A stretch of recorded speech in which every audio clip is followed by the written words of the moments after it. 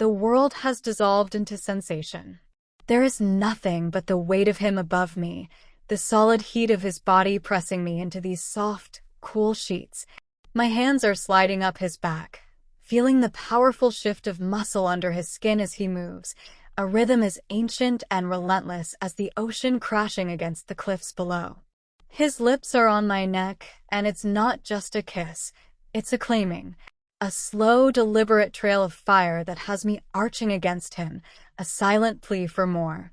My name escapes his lips, not as a word, but as a ragged breath against my damp skin, and it's the most erotic sound I've ever heard. I can feel the frantic beat of his heart against my own, a wild, syncopated drumming that matches the roar of the blood in my ears. Every nerve ending is alive, singing. His touch is everywhere, learning me, worshipping me, turning me into something pliant and desperate. This is my best friend, but the boy I knew is gone, replaced by this man whose eyes burn with a hunger that mirrors my own. His hands are exploring, tracing the curve of my hip, the dip of my waist, with a reverence that steals the air from my lungs. It's overwhelming, this feeling of being completely known and yet utterly discovered for the first time. A soft, helpless sound escapes me, and he captures it with his mouth, his kiss deepening until I'm dizzy with it. This is a line we can never uncross. A secret we're writing onto each other's skin in this moonlit room, with the sea as our witness. And I don't want to stop. I want to lose myself in this, in him, forever. But to understand how I got here, let me take you back. It all started, as most things do, in the complete and total ordinary. My life was a comfortable, predictable loop. College classes, part-time job at a too-quiet bookstore, weekends spent with the same group of friends. And at the center of that group, always, was Leo. Leo. My best friend. My person. We met in our first year, hopelessly lost and clutching identical campus maps. He pointed to the social sciences building and asked me, with this utterly serious face, if that was where they taught people to be social. I'd snorted a very unladylike laugh, and that was it. An instant, easy connection. For 3 years, he was my constant. My human diary.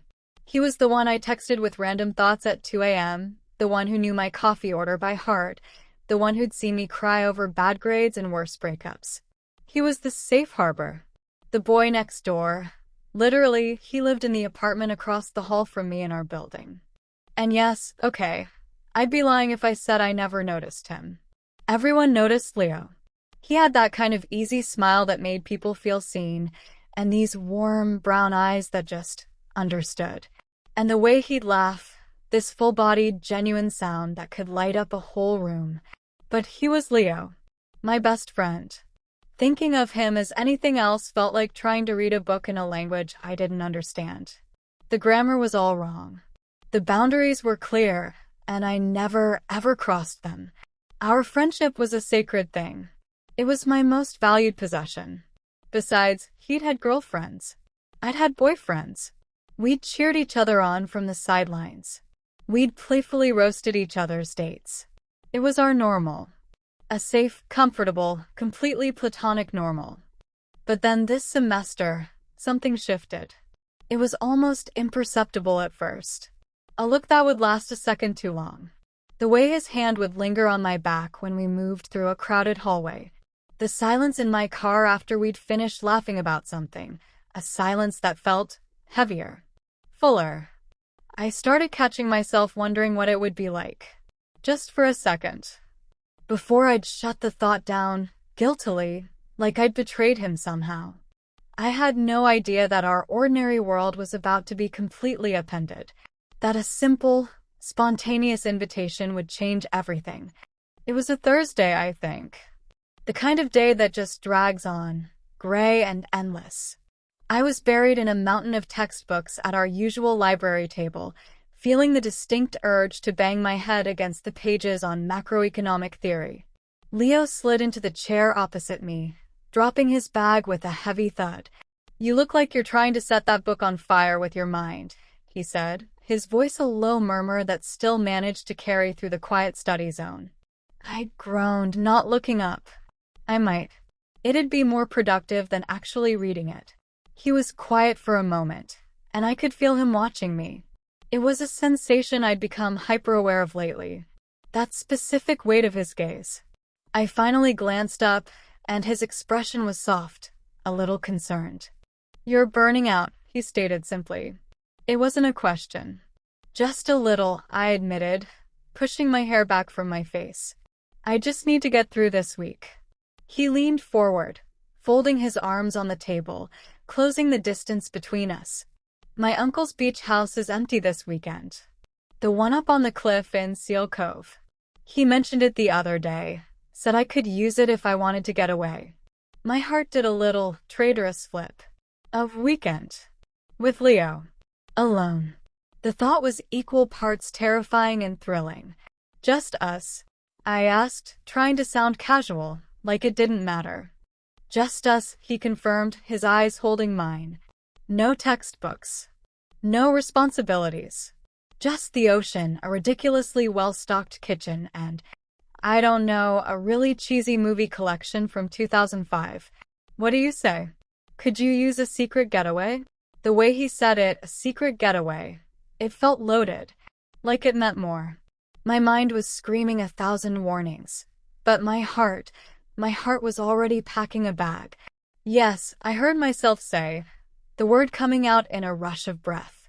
"God, yes. I'd love that." A brilliant smile broke across his face, and he reached across the table, squeezing my hand. It was a simple, friendly gesture, one he'd done 100 times. But this time, his thumb brushed slowly over my knuckles. Just once. A deliberate, slow stroke that felt like it left a brand. A jolt, sharp and electric, shot straight up my arm. My breath hitched. I saw his eyes flicker down to our joined hands, then back to my face. He'd felt it too. That undeniable, seismic shift. He didn't let go right away. We just sat there for a moment, in the silent, dusty library, with this new, terrifying, wonderful current buzzing between our linked hands. The air felt charged, like right before a summer storm. He finally pulled his hand back, clearing his throat softly. "Great. It settled then. I'll drive." I just nodded, my mind reeling. I looked down at my hand, the skin still tingling where he'd touched me. And I knew, with a certainty that shook me to my core, that this weekend was going to be anything but ordinary. The butterflies in my stomach weren't just butterflies anymore. They were a whole flock of birds, taking flight, and I was flying right there with them. The drive to Seal Cove was a beautiful, winding thing, the road hugging the coastline. We had the windows down, and the air smelled increasingly of salt and pine. We talked and laughed like we always did, the easy rhythm of our friendship filling the car. But that new, unspoken tension hummed just beneath the surface, a constant, low-level buzz. We arrived just as the sun was beginning to dip below the horizon, painting the sky in streaks of orange and violet. The house was stunning, a modern glass and wood structure perched right on the edge of the cliff, with a sprawling deck that looked out over the endless Pacific. "Leo," I breathed, stepping out of the car. "This is incredible." He came to stand beside me, our shoulders almost touching as we looked out at the view. "Yeah," he said softly, but he wasn't looking at the ocean. He was looking at me. We unpacked quickly, the silence between us now comfortable, yet charged. We decided to take a walk on the beach before it got completely dark. The sand was cool beneath our feet, the roar of the waves a constant, soothing soundtrack. We didn't talk much. We just walked, side by side, in a silence that felt more intimate than any conversation. That's when it happened. One moment I was pointing out a particularly brave seagull, the next, a rogue wave, larger than the others, rushed up the sand, catching us completely by surprise. I shrieked, stumbling back as the icy waters swirled around my ankles, soaking me up to my knees. Leo grabbed my arm to steady me, but he was laughing, a rich, joyful sound that was carried away by the wind. "A little help from Poseidon to set the mood," he shouted over the crash of the next wave. We scrambled back up the beach, towards the drier sand, both of us breathless and laughing. My jeans were soaked and heavy. I was shivering, but not from the cold. His hand was still wrapped firmly around my upper arm. We reached the base of the wooden stairs that led back up to the house and stopped, catching our breath. The sun had fully set now, and the world was bathed in deep blue twilight. The only light came from the moon and the warm glow from the house windows above us. He finally let go of my arm, but he didn't step back. We were standing so close I could see the droplets of seawater caught in his eyelashes. "You're shivering," he murmured, his voice low and rough around the edges. "I'm okay," I whispered back. My heart was hammering against my ribs. This was it. The point of no return. He slowly, so slowly, lifted his hand. He didn't touch me. He just hovered his fingertips near my cheek, giving me every chance to pull away. I held my breath, my eyes locked on his. And then, his thumb was brushing a stray wet strand of hair from my forehead, tucking it gently behind my ear. The touch was feather-light, but it burned. His fingers trailed down, barely skimming the line of my jaw. The world narrowed to that single point of contact. The sound of the ocean faded into a distant hum. There was only his touch, his breathing, and the intense, unasked question in his dark eyes. The playful energy from moments before was gone, replaced by something potent and undeniable. The tension that had been building for weeks, maybe years, finally snapped. The air between us was so thick with it, I could barely breathe. We both knew. There was no ignoring it now. Not here. Not alone in the darkening night, with the sea as our witness. The line we'd drawn in the sand had just been washed away. We didn't speak. We didn't need to. The question had been asked and answered in the silence on those stairs, in the way I'd leaned into his touch instead of pulling away. The walk back up to the house was a blur. My hand was in his, our fingers laced together, a perfect electric fit. The once familiar feel of his hand was now entirely new, sending waves of anticipation through me with every step. He pushed the door open, and we stepped into the warmth of the house. It was quiet, save for the persistent rhythmic crash of the waves below. The moon was high now, casting long silver beams across the polished wooden floor, illuminating our path. He turned to me just inside the doorway, his face half in shadow, half in light. The playful best friend was gone. In his place was a man I recognized but had never truly seen, his gaze intense, focused solely on me. "Are you sure?" he asked, his voice barely a whisper, yet it seemed to echo in the vast, quiet space. It was the last safeguard, the final check-in. I didn't trust my voice. I just nodded, my eyes never leaving his. It was the most sure I had ever been about anything. That was all the confirmation he needed. He cupped my face in his hands, his touch impossibly gentle, and finally, his lips met mine. It wasn't a tentative first kiss. It was a confession. It was years of suppressed longing and unspoken words poured into a single, breathtaking point of contact. It was soft and searching at first, then deeper, more urgent, as if we were both trying to make up for all the time we'd wasted. My hands came up to grip his shoulders, holding on as the world tilted on its axis. Every thought, every worry, every ounce of reason evaporated, replaced by a single, overwhelming sensation. Leo. This was Leo. He broke the kiss, both of us breathless, our foreheads resting together. His eyes were dark pools of want, and I knew mine reflected the same desperate need.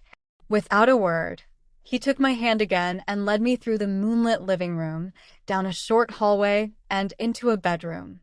The room was spacious and airy, dominated by a large bed and a wall of glass looking out over the moon-kissed ocean. It was the most romantic scene I could have ever imagined, and it was all real. He turned to face me, and the look in his eyes stole the air from my lungs. It was reverence. It was hunger. It was a love I'd been blind to for far too long. What followed was a slow, delicious unraveling. It was the soft brush of his knuckles against my side as he helped me out of my damp shirt. It was the hitch in his breath when my fingers fumbled with the button of his jeans. It was the way we discovered each other not as best friends, but as something entirely new and exhilarating. Every touch was a discovery. Every sigh a secret shared. The world outside ceased to exist. There was only the feel of the cool, soft sheets beneath my back, the overwhelming warmth of his body above me, and the sound of our mingled breathing, syncopated with the rhythm of the sea. He was patient and achingly tender, his hands and lips learning me, worshipping me. It was in silent conversation, a dialogue of gasps and whispered names and shuddering breaths. It was an intimacy that went far beyond the physical. It was a joining of two souls who had finally found their way home. And when the final breathtaking wave of pleasure crashed over me, pulling him with me, it was with his name on my lips, a prayer, a promise, a secret forever tied to the sound of the ocean in that beautiful, lonely house. I woke to the gentle golden light of morning streaming through the wall of glass. The first thing I was aware of was the sound. The steady, calming crash of the waves. The second was the weight. A warm, solid arm draped possessively over my waist, and the feel of his chest rising and falling steadily against my back. Leo. A slow, deep contentment spread through me, warmer than the sunlight on the sheets. I didn't move. I just lay there, memorizing the feeling, the scent of him on the pillows, the way his breathing changed slightly as he slept, the incredible rightness of it all. The night replayed in my mind not as a blur of passion, but in vivid, technicolor detail. Every look, every touch, every whispered word. It hadn't felt like a mistake. It hadn't felt reckless or impulsive. It had felt inevitable. Like the final piece of a puzzle I hadn't even known I was trying to solve, clicking perfectly into place. But as the golden light grew brighter, so did the real-world thoughts. What happened now? Was this a beautiful, one-time fracture in our reality? A secret we'd keep locked away in this beach house forever? Or was it the beginning of everything? He stirred behind me, his arm tightening around me for a second before he nuzzled his face into my hair. I felt him press a soft, sleepy kiss to my shoulder. "Morning," he murmured, his voice rough with sleep. I rolled over to face him. His hair was adorably messy, his eyes still heavy-lidded. He looked so young, so peaceful. And he was looking at me not with confusion or regret, but with a soft, unwavering warmth that made my heart stutter. "Morning," I whispered back. We just looked at each other for a long moment, the silence saying everything we hadn't yet found the words for. There was no awkwardness, no panic. There was just us, a new version of us. He reached out and traced my eyebrow, then my cheekbone, his touch feather-light. "So," he said, a small, hopeful smile playing on his lips. That happened. I couldn't help but smile back, a blush heating my cheeks. "Yeah," I said, my voice soft. "It did." He didn't ask if I regretted it. He could see that I didn't. Instead, he leaned forward and kissed me, slow and sweet and full of promise. It was a kiss that felt like a new beginning. We spent the rest of the weekend in a beautiful, hazy bubble.